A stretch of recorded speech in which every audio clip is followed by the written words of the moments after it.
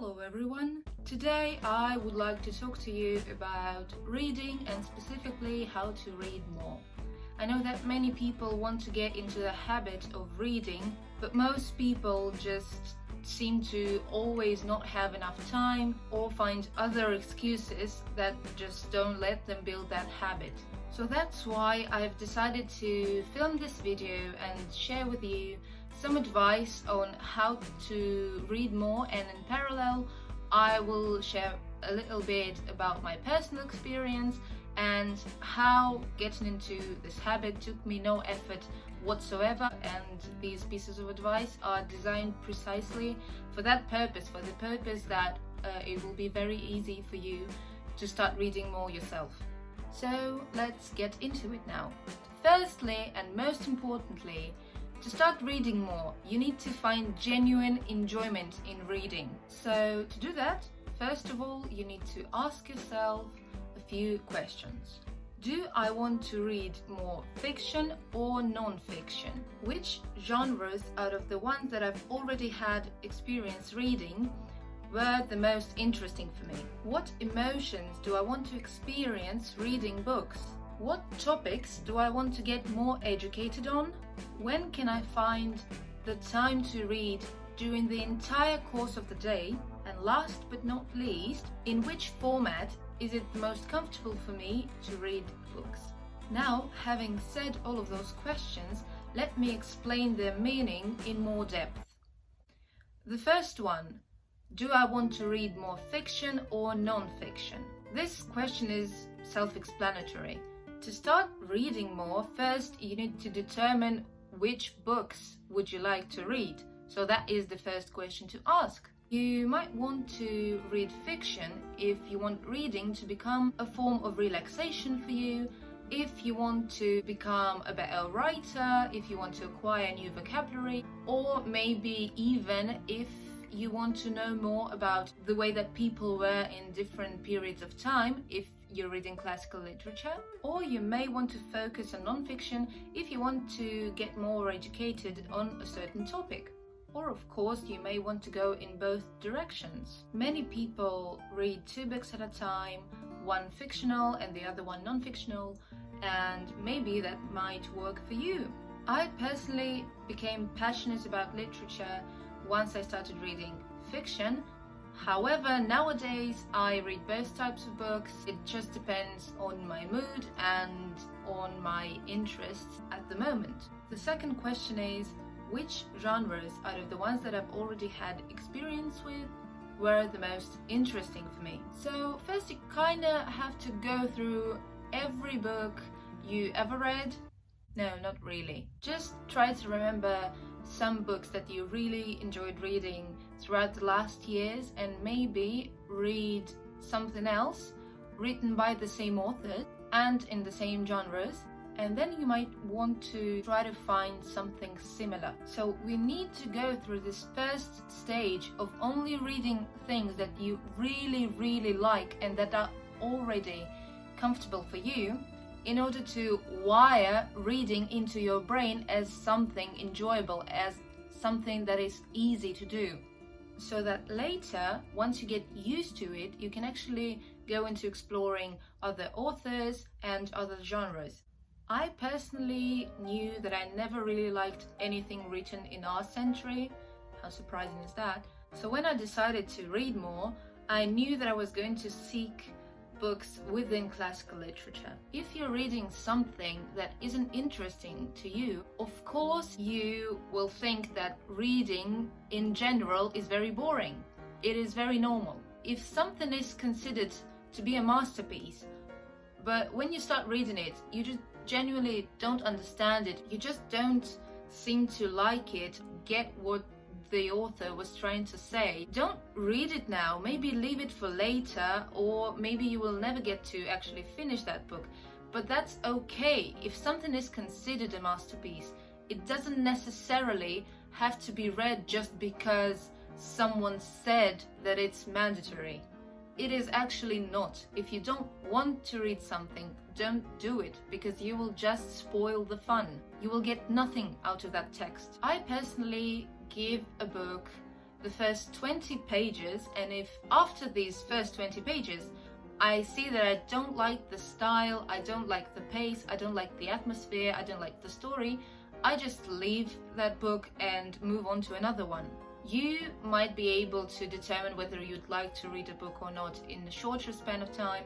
For me, it's around the first 20 pages. And I really think that you shouldn't be ashamed at all of doing the same.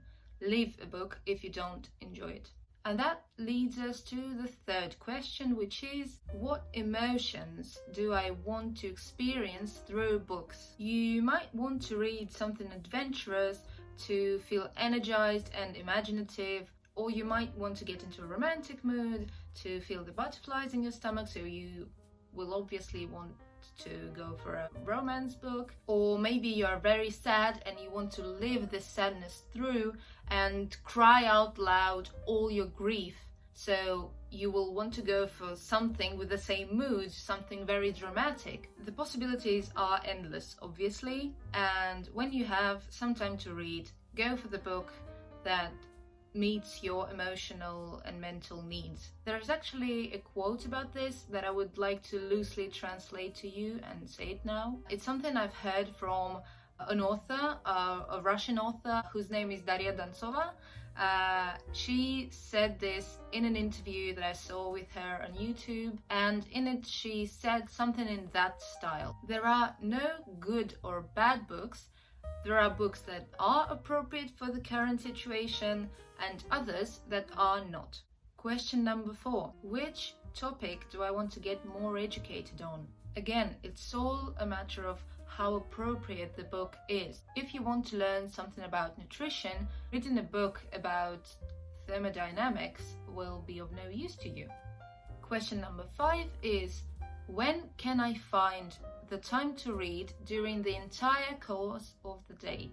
We often tend to say that we don't have the time to do something. The thing is, we actually do have the time, we just don't see it. We can use the time that we normally spend doing useless things that drain the energy out of us and that make our brains grow weak. Instead of choosing 1 full hour a day to read, which might work for some of us, but not all of us can commit to that, what you might want to do instead is seek out the little spans of time during the day in which you don't really do anything, and you could occupy that time with reading while you're committing to work, when you have a few spare minutes before dinner, when you have recess at school, or maybe when you're just waiting for a friend to arrive at a meeting and you're already in town and you're not doing anything at that time. For example, last year when I had to walk to college as in high school, not as in university, for an entire hour almost every day, I started to use some of that time to listen to audiobooks instead of listening to music, although I still listened to music for a while because I just needed it to get a bit more energized. And on my way back home, I usually went home by bus, and when I had those 40 minutes, I would also pull out a book and read it or listen to an audiobook. And last but absolutely not least is, in which format is it the most comfortable for me to read books? Nowadays you can choose between physical books, digital books, audiobooks, whatever you want. You have to rely on your personal comfort to choose a format that will create the least resistance for you to grab that book at any time and start reading. For me, it is the most comfortable to read books digitally, so I have a subscription to an online service that provides me with a ton of books that I can choose from, and I can read as many as I want for a fixed monthly fee. I love this format because this way I can switch between books at any times without having to actually carry a heavy physical book or a couple of books on my shoulders. And also another benefit of that is that if I don't like a book, I can just put it away and not read it without losing any money. So that's very comfortable for me. And if you are okay with looking at a screen and reading on it, I would really recommend you to find a similar website. Mine is Russian, since I'm Russian, if you didn't know that. Although sometimes I still fancy a good old physical book, so sometimes I keep one on my nightstand and read it before bed. Because if your objective is to go to sleep after reading, you might choose a physical book instead of a digital one, because the blue light of the screen might affect your sleep quality negatively. So again, choose the format that suits you best. If you are more receptive to information that comes in the form of sound, go for audiobooks. If you like to have a physical book in your hand and you feel that that's more comfortable for your eyes, go for a physical book. If you are like me and you want to have more mobility and you want to have 1,000 different books with you at all times, go for a digital format. So that's it for today, and thank you very, very much for watching.